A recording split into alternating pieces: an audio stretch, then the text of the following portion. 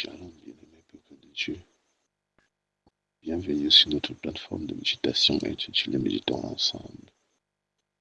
En ce jeudi 18 juin 2026, l'Éternel nous attire dans sa présence à travers 1 Roi, chapitre 10, verset 24. Prions. Louez notre Seigneur, toi qui produis en chacun le vouloir et le faire selon ton bon plaisir. Je te rends grâce pour ce nouveau jour merveilleux que tu nous accordes, qui nous attire dans ta présence à travers la méditation de ce verset. Père éternel, nous donner la compréhension et la prompte obéissance à l'observation de cette parole pour le salut de nos âmes au nom de Jésus-Christ. Amen. Je lis pour nous dans la Bible version Louis II, 1 Roi, chapitre 10, verset 24. Tout le monde cherchait à voir Salomon pour entendre la sagesse que Dieu avait mise dans son cœur. Amen. Bien-aimé, dans cet extrait, le Seigneur nous parle de la sagesse.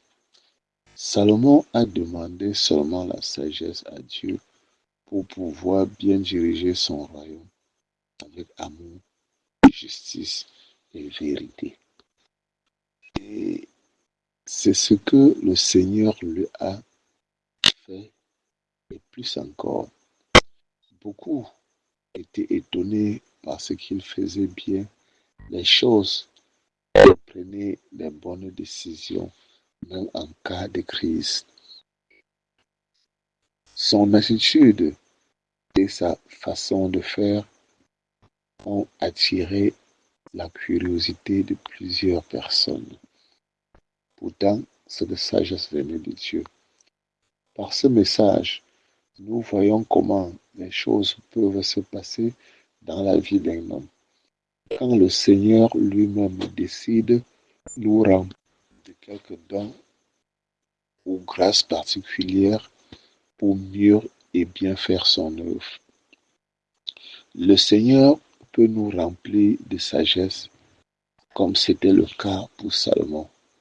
Le Seigneur, lui, peut nous remplir de force et de puissance comme c'était le cas pour Samson. Le Seigneur peut nous remplir de beauté et de faveur comme c'était le cas pour Esther et j'en passe. Notre Dieu est celui-là qui peut remplir qui il veut, quand il veut, avec ce qu'il veut, tant que nous sommes disponibles et disposés pour bien faire la mission à laquelle il nous a appelés. Comme avec le cas de Salomon et la vie des apôtres, ceci est la preuve vivante que notre Dieu est capable de prendre une personne de nulle part pour, à la fin, faire de lui un homme respecté et honoré par tous. D'un l'Éternel béni en chacun de nous l'écoute de sa parole de ce jour. Au nom de Jésus-Christ. Amen.